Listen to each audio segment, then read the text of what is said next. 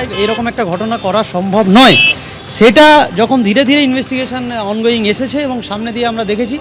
আপনি ডিএনএ দেখুন, extra DNA আছে, তাহলে এক্সট্রা ডিএনএ কোথা থেকে এলো, এটা প্রথম প্রশ্ন। তারপরে আপনার যে সিসিটিভি ফুটেজে দেখা গেল একজনকে দেখা গিয়েছে, তাহলে কি বাকি যে 68 জন গিয়েছিল তারা কারা? এমন তো না, আমরা তো বলছি না কোনো ডাক্তার হলে বাদ দিয়ে দাও, কোনো নার্স হলে বাদ দিয়ে দাও, কোনো মেডিকেল স্টাফ হলে বাদ দিয়ে দাও, যেই থাক যেখানে থাক যেভাবে থাক তাদেরকে খুঁজে বার করতে হবে। একজন সঞ্জয় রায়কে তো আপনি খুঁজে বার করেছেন, আমরা এটাতে দ্বিমত করছি না। এটা আমরা কখনোই বলবো না যে সঞ্জয় রায় ছিল কি ছিল না, সে বিচার বা সেই দায়িত্ব আমাদের জায়গা নেই। কিন্তু আমাদেরকে বুঝতে হবে যে সঞ্জয় রায় ছাড়া আর কারা ছিল। যখন বলছে এক্সট্রা ডিএনএ প্রেজেন্স আসছে, তাহলে এক্সট্রা ডিএনএটা কার? যখন বলছে সিসিটিভিতে অনেকজন দেখা দিচ্ছে সিসিটিভি, তাহলে বাকিরা কারা? যখন বলছে আপনার বিভিন্ন রকম সিএফএসএল রিপোর্ট বলছে যে ওইখানে ঘটনাস্থল ছিল কি ছিল না, তাহলে বাকি কোনো জায়গা হতে পারে, তাহলে বাকি কোথায় হতে পারে? তাহলে যে প্রশ্নগুলো সাধারণ মানুষের মনে থেকে যাচ্ছে, একটা বিচার দেখুন, বিচার মানে একজনকে ধরে দেওয়া, ফাঁসি দেওয়া, রোজ 1 লক্ষ লোক মারা যায়, রোজ 10 লক্ষ লোক জন্ম নেয়।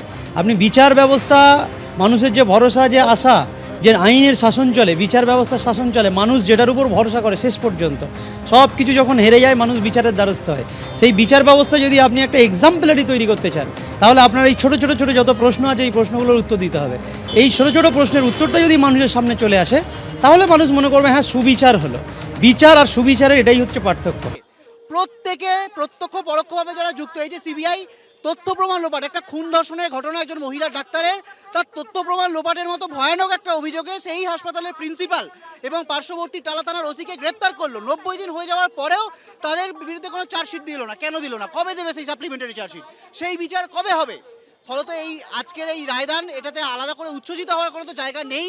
বরং সঞ্জয় রায়ের যাই হয়ে যাক, অভয়া ততদিন বিচার পাবে না, আমরা বিচার পাবো না, অভয়ের মা বাবা বিচার পাবেন না, যতদিন না প্রত্যেকজন দোষী যারা অপরাধী তাদের সর্বোচ্চ শাস্তি হয়।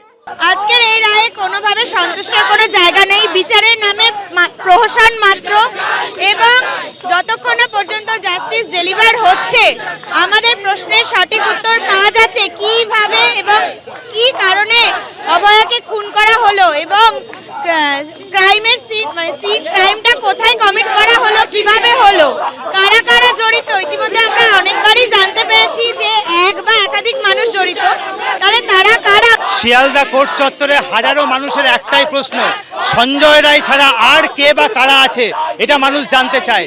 সিএফএসএল রিপোর্ট বলছে একা সঞ্জয় রায় নয়, 4 জনের ডিএনএ, সেই 4 জন কে? সিসিটিভিতে দেখা যাচ্ছে 68 জন, তারা কারা? তাহলে প্রকৃত দোষীদেরকে আড়াল করার চক্রান্তকে ব্যর্থ করার জন্য আমাদের লড়াই চালিয়ে যেতে হবেই। সঞ্জয় রায় ছাড়া বাকি কারা, তারা ধরা পড়তেই হবে, না হলে অভয়ের আত্মা শান্তি পাবে না। দেখুন, আজকে যে রায়দান রয়েছে সেখানে সঞ্জয় রায়কে শাস্তি দেওয়া হয়েছে, ঠিক আছে, সঞ্জয় রায়কে তার বিরুদ্ধে বায়োলজিক্যাল এভিডেন্স আছে, সে দোষী সাব্যস্ত হয়েছে, তার শাস্তি। কিন্তু আর কারা কারা জড়িত? একজন সিভিক ভলেন্টিয়ার, সে কিভাবে জানলো যে 4 তলার সেমিনার রুমে একজন মহিলা ডাক্তার ঘুমিয়ে রয়েছে? কারা আত্মহত্যা বলে চালানোর চেষ্টা করলো? কারা কোন উদ্দেশ্যে আত্মহত্যা বলা হলো, তথ্য প্রমাণ লোপাট করলো?